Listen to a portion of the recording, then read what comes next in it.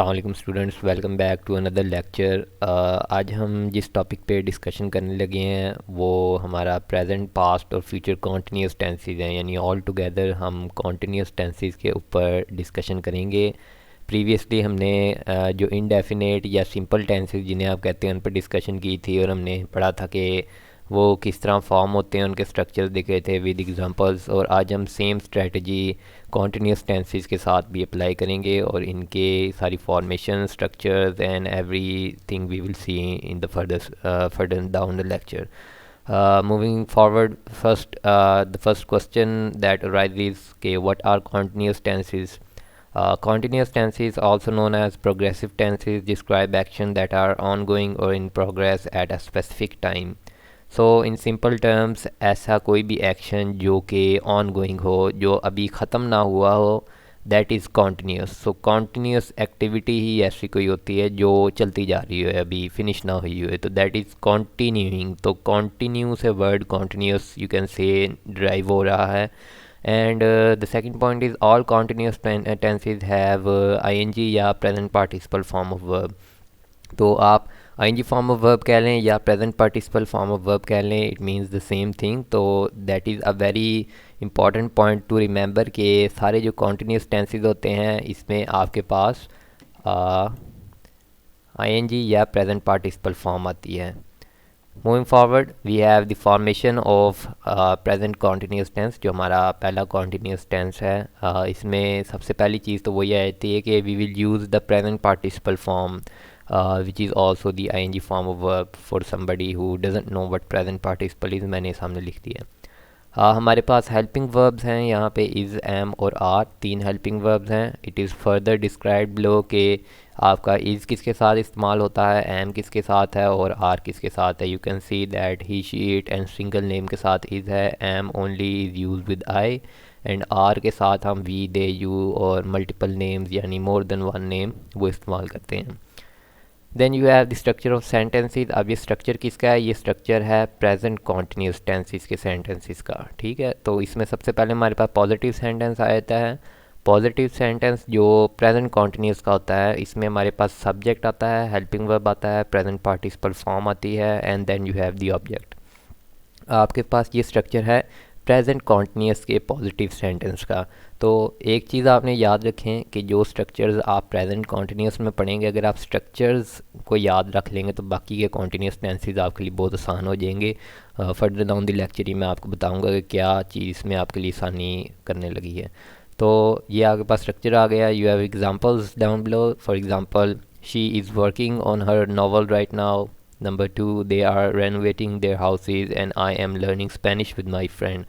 So you can see that the proper helping verb is, and working is the present participle form or the ing form you can say, and it has been used over there. They के साथ हमने are use करना है और renovate की present participle form renovating है यहाँ पे.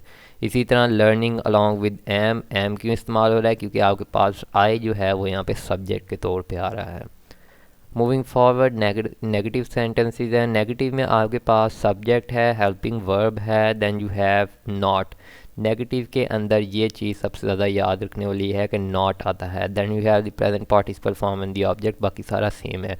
तो अगर आप इसके पॉजिटिव सेंटेंस के साथ कंपेयर करें नेगेटिव को, तो जो the only difference over here is of not. तो अगर आप सेंटेंसेस में देखें तो सिर्फ नॉट की आपकी यहाँ पे एडिशन हुई है, बाकी सेंटेंस सेम वही है, जिससे ये आपका नेगेटिव सेंटेंस बन जाता है. तो आप इसी तरह इस पर फोकस कर सकते हैं. There is nothing to explain, it's all simple. Interrogative sentences के अंदर आपके पास सबसे फर्स्ट में हेल्पिंग वर्ब आ जाता है. Helping verb at the start and you have the present participle form and in between you have the subject. Form of verb आपकी present participle ही रहेगी सारे कॉन्टीन्यूस टेंसेस में, और लास्ट में आपके पास क्वेश्चन मार्क भी होता है इंट्रोगेटिव सेंटेंसेस के अंदर.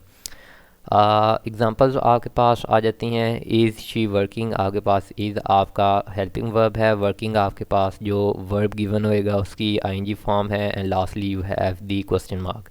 So is she working on her novel right now, ये आपकी प्रेजेंट कॉन्टीन्यूस टेंस की इंट्रोगेटिव सेंटेंस है.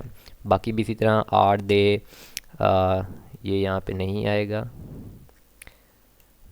Are they renovating their house. So that is because are आ रहा है, उसके साथ सब्जेक्ट दे है, तो इसलिए हम आर यूज़ करेंगे।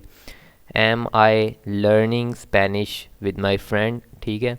तो ये आपके पास जो प्रेजेंट कॉन्टीन्यूस के इंट्रोगेटिव सेंटेंस हैं उनकी एग्जांपल्स आपके पास हैं। तो यहाँ पे आपने ये आर जो है इसको यूज़ नहीं करना, क्योंकि आर पहले ही यूज़ हो चुका हुआ है। Moving forward we have the past continuous tense, ठीक है। फॉर्मेशन में इसके पास हमारे पास एक चीज़ सिमिलर वही रह रही है बार बार कि प्रेजेंट पार्टिसिपल फॉर्म आपकी यूज़ होनी है। हेल्पिंग वर्ब हमारे चेंज हो रहे हैं। हेल्पिंग वर्ब दो है हमारे पास, वाज और वर। वाज किसके साथ इस्तेमाल होएगा, that is given over here, and were किसके साथ इस्तेमाल हो रहा है वो भी गिवन है। Moving forward we have the positive sentences. Positive sentences में आपके पास सब्जेक्ट आ रहा है, हेल्पिंग वर्ब है, प्रेजेंट पार्टिसिपल फॉर्म है, एंड ऑब्जेक्ट है। तो अगर आप वीडियो को पीछे लेके जाएं और चेक करें तो आपके जो प्रेजेंट पार्टिसिपल फॉर्म जो आपकी प्रेजेंट कॉन्टीन्यूस की जो पॉजिटिव सेंटेंसेस है उनका जो सेंटेंस स्ट्रक्चर है पॉजिटिव सेंटेंसेस का, और जो पास्ट कॉन्टीन्यूस के पॉजिटिव सेंटेंसेस का स्ट्रक्चर है, you can see that they are similar, nothing is different. और यही चीज़ मैं आपको कहा था कि अगर आप एक टेंस के स्ट्रक्चर याद कर लेंगे तो बाकी सारे सेम रहेंगे, सिर्फ उनमें चेंजिंग ये आनी है कि जो हेल्पिंग वर्ब है वो आपका हर टेंस में चेंज होएगा, बाकी सब कुछ वही रहेगा। वही सेम एग्जांपल्स हैं, उनको मैंने चेंज कर दिया है। पास्ट कॉन्टीन्यूस में मैंने आपको, जैसे कि हमने पिछली स्लाइड में देखा, हमारे पास हेल्पिंग वर्ब वाज और वर थे, तो यहाँ पे हम सिर्फ वाज और वर की एडिशन कर देंगे with the removal of the helping verbs from the present continuous tense. तो शी वाज वर्किंग आ जाएगा, they were renovating, and I was learning, ठीक है। तो अगर आप पिछले एग्जांपल्स में देखें तो यहाँ पे इज़ था, दे आर रेनोवेटिंग था, एंड आई एम लर्निंग था, तो वो प्रेजेंट कॉन्टीन्यूस के थे, but we are doing past continuous right now, तो in that case we will use past helping verb. Moving forward we have the negative sentences. Same वही बात दोबारा बताऊंगा कि आपके पास जो स्ट्रक्चर है, स्ट्रक्चर आपका सिमिलर है। स्ट्रक्चर आपका negative sentences of past continuous is the same as the negative sentences of present continuous. तो जो प्रेजेंट कॉन्टीन्यूस का स्ट्रक्चर था वही सेम स्ट्रक्चर है यहाँ पे भी आपका, अगर आप पीछे जाकर देख लें, अगर किसी बच्चे को नहीं याद रहा तो। एग्जांपल हमारे पास में दोबारा वही सिंपल चेंज आ रही है कि जो आपके हेल्पिंग वर्ब हैं वो चेंज हो ही जा रहे हैं, उसमें और कोई डिफरेंस नहीं है। आपका वॉज आ रहा है विद द रेलिवेंट, क्योंकि सब्जेक्ट यहाँ पे शी है, उसके साथ वॉज है, दे के साथ वर है, एंड आई के साथ अगेन आपका वॉज आता है, आई के साथ वर नहीं यूज़ होता। Moving forward we have the interrogative sentences. Interrogative sentences में आपके पास हेल्पिंग वर्ब स्टार्ट में आ रहा है, ये चीज़ हमेशा होती है, इसको याद रखें। फिर आपका प्रेजेंट पार्टिसिपल फॉर्म आ रही है, and subject is in the middle of them, ठीक है। फिर आपका ऑब्जेक्ट है, and lastly we have the question mark over here. आपके पास एग्जांपल्स आए थे, एग्जांपल में द सेम थिंग, आपके पास the only change over here is of the helping verb, rest of it is staying the same. अगर आप इसका सारा स्ट्रक्चर देख लें या आप उसकी एग्जांपल देख लें तो सिर्फ एक चीज़ में तब्दीली आ रही, स्ट्रक्चर तो सिमिलर ही है, क्योंकि मैंने यहाँ पे एक जनरल चीज़ लिख दी है helping verb. I have not given a particular helping verb in the structure, क्योंकि आप बस इसको चेंज करते जाएंगे और आपका जो टेंस है उसका स्ट्रक्चर चेंज होता जाएगा। मूविंग फॉरवर्ड हमारे पास फ्यूचर कॉन्टीन्यूस, जो कि last of the continuous tenses है, वो आ जाता है। फ्यूचर कॉन्टीन्यूस में आपके पास दो चीज़ें याद रखने वाली हैं, एक आपके पास प्रेजेंट पार्टिसिपल फॉर्म आती है, और दूसरी आपके पास will be as a helping verb use होता है। अब आपके पास एक ही हेल्पिंग वर्ब है, शैल बी भी यूज़ कर सकते हैं, but we are going to skip over that, we will use will be only, क्योंकि एक ही हम हेल्पिंग वर्ब यूज़ करेंगे तो इसको बताने की ज़रूरत नहीं है कि ये किसके साथ होएगा, ऑब्वियसली ये सारे सब्जेक्ट्स के साथ यही यूज़ करेंगे हम विल बी। तो moving forward we have the positive sentences. Structure of the positive sentence is the same, ये चीज़ मैं बार बार कह रहा हूँ, स्ट्रक्चर आपका सेम है, यू कैन चेक कि सारों के पॉजिटिव सेंटेंसेस का स्ट्रक्चर बिल्कुल सिमिलर रहा है। द ओनली डिफरेंस की point over here is that कि हेल्पिंग वर्ब बार बार चेंज हो रहा है। She will be working, they will be renovating, I will be learning, ये बिल्कुल सिंपल है, क्योंकि इसमें डजेंट मैटर कि आपके पास सब्जेक्ट क्या है, तो आपका हेल्पिंग वर्ब क्योंकि एक ही है तो वही यहाँ पे आई जाएगा। बाकी आपकी पार्टिसिपल फॉर्म जो है वो प्रेजेंट पार्टिसिपल फॉर्म वो याद रखें, सारे कॉन्टीन्यूस टेंसेस में आती हैं। Then you have the negative sentences. Negative sentence का स्ट्रक्चर सिमिलर है, बाकी दो में भी यही था, इसमें भी यही है। The only difference over here is that कि आपके पास एक चीज़ यहाँ पर डिफरेंस आएगा कि यहाँ पे आपका जो हेल्पिंग वर्ब है वो ऑल टुगेदर नहीं आएगा, उसमें गैप आएगा। गैप से मुराद ये है कि उसके बीच में नॉट आ जाएगा, then you will have the rest of the helping verb. आपके पास सेंटेंस बनेगा she will not be working on her novel. अगर कोई बच्चा इसे लिखता है कि she will be not working on her novel, तो वो बिल्कुल टोटली गलत हो जाएगा।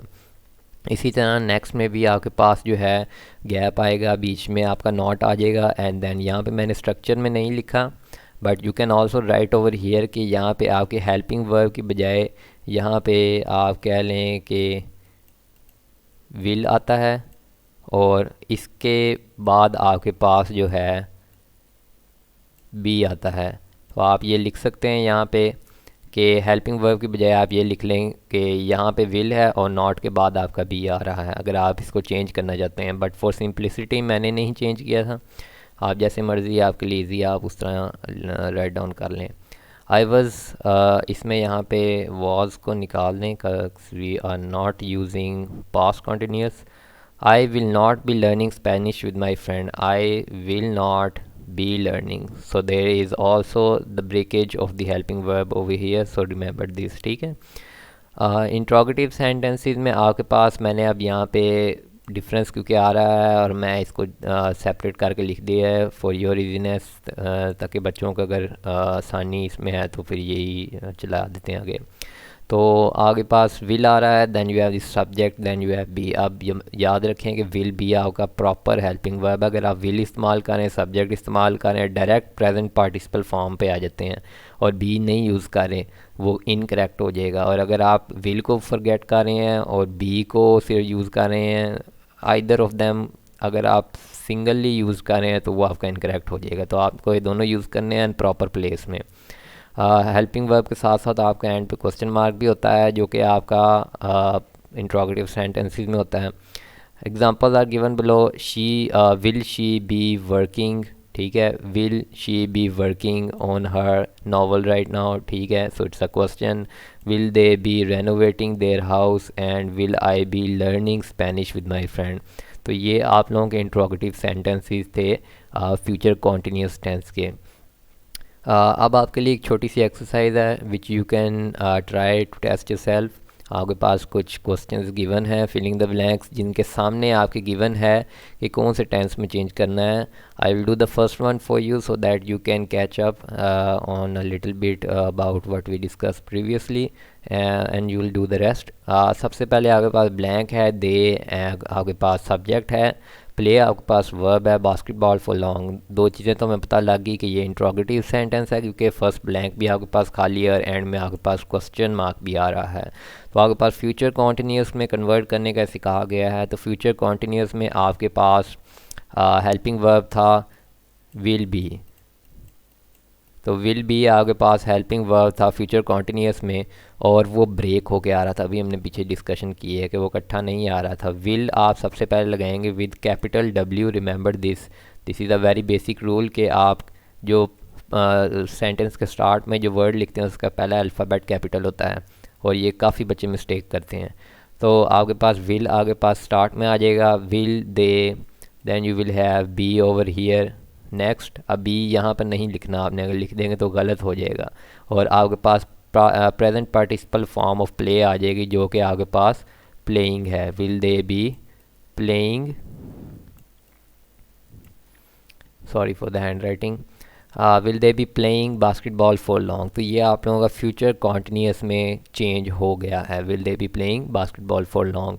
आपने करेक्ट यूज़ करना है, विल को सेपरेट, बी को सेपरेट, बीच में आपका सब्जेक्ट आ रहा है, और correct form of verb. Form of verb आपको दोबारा एक बार बता रहा हूँ कि सिंपल है, यहाँ पे सारों में ही ING या प्रेजेंट पार्टिसिपल फॉर्म यूज़ होनी है।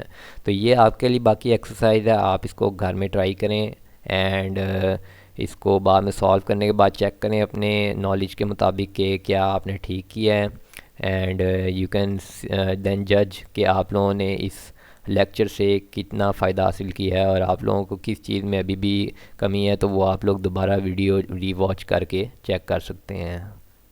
Okay, I will be seeing you in the next lecture. Till then take care and Allah हाफिज़।